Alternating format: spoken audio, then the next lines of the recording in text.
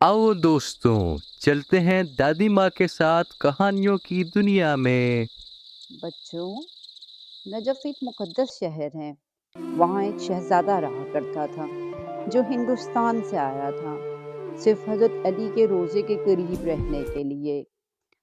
लेकिन एक दिन उसे एक ज़रूरी सफ़र पे जाना पड़ा और उसने सोचा कि क्यों ना अपने सफ़र से पहले सारा कीमती सामान एक मशहूर और ईमानदार इतर फरोश के पास बतौर इमानत रखवा दूं। अस्सलाम वालेकुम भाई। ये मेरा कुछ कीमती सामान आप अपने पास बतौर अमानत रख लीजिए। वालेकुम अस्सलाम भाई।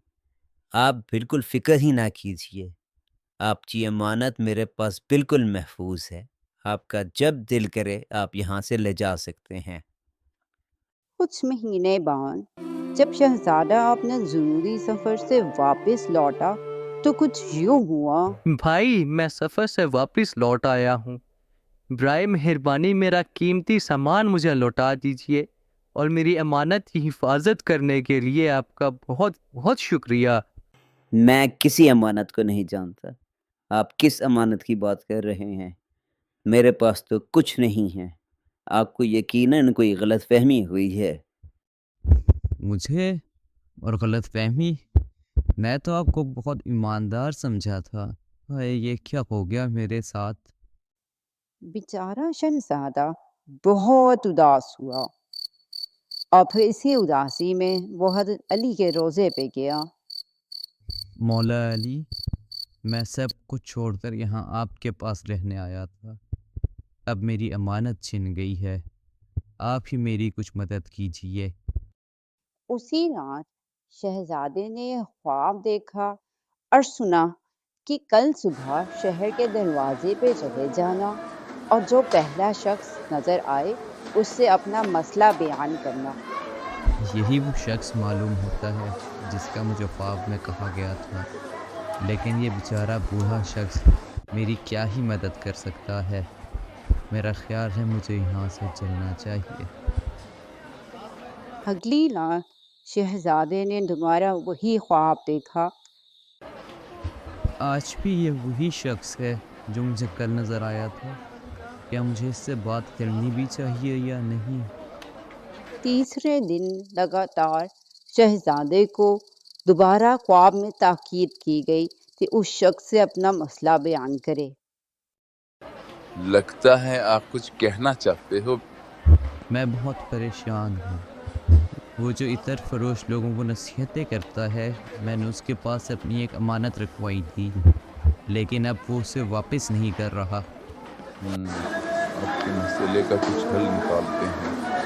ऐसा करो कि कल आप मुझे फरोश की दुकान पर मिलो। दादी माँ, बुजुर्ग कैसे उसका हल निकालेंगे? इतर फरोश की दुकान पे बहुत से लोग जमा थे ताकि इतर फरोश की नसीहत सुन सके और उस पर अमल कर सके।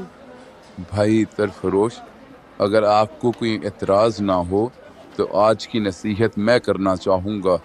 मैं एक गरीब आदमी हूँ। एक दफ़ा मैंने किसी यहूदी से 10 दिनार उधार लिए थे। 5 दिनार तो मैंने उसे वक्त से वापस कर दिए थे, लेकिन जब बाकी 5 दिनार वापस करना चाहे तो वो यहूदी शहर छोड़ चुका था। मैंने उसे बहुत ढूंढा, लेकिन वो मुझे कहीं नहीं मिला। फिर एक दफ़ा मैंने रात में ख्वाब देखा कि क़यामत का दिन था। मैं पुले सरात से खुशी खुशी जन्नत की तरफ जा रहा था कि अचानक वो यहूदी आग में से निकला। किधर जा रहे हो तुम? पहले मेरे 5 दिनार तो वापस करते जाओ। मैंने तो तुम्हें ढूंढने की बहुत कोशिश की थी ताकि तुम्हारी बाकी रकम भी वापस कर दूं, लेकिन तुम मुझे कहीं नहीं मिले। ठीक है, फिर अगर पैसे नहीं दिए तो मैं अपनी 5 उंगलियां तुम्हें लगाऊंगा, हर दिनार के बदले एक। अच्छा, चलो ठीक है, फिर ऐसे करते अब। ये है मेरी अमानत वापस ना करने का नतीजा। अब मजा चखो तुम इसका। जब मैं ख्वाब से बेदार हुआ तो मेरे सीने में बहुत दर्द था और वो निशान भी मेरे सीने पर मौजूद था। ये देखिए आप सब भी।